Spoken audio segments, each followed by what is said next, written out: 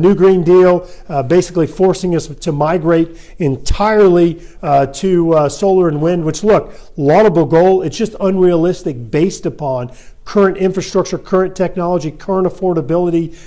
You simply couldn't do it today if you wanted to. So I think that, Parker, it is important for us to make sure that we do respect our environment. We think about the long-term consequences or things that we're doing. We continue to make sure we understand the science, not poison our water and air and other things, but you've got to have a degree of realism to this. It's amazing to me. We'll have these experts come up to us in Congress and start making all these pitches on how we have to do this and do that with all these energy sources. And a question I ask them all the time is like, tell me how you got here. Like, what do you mean? I said, how did you get here from wherever you flew in from, California?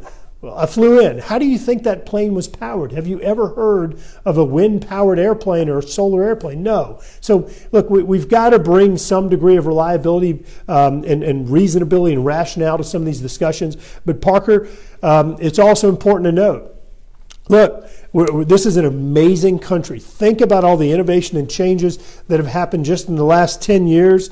When your mom and dad, because I'm not going to date myself, but when your mom and dad were growing up, these things didn't exist. They didn't.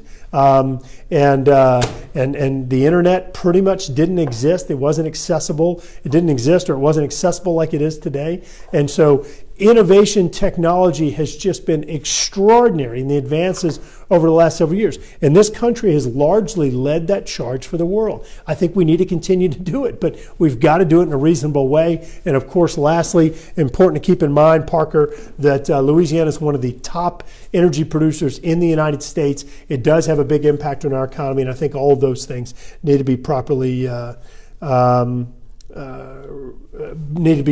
considered when we're making policies. But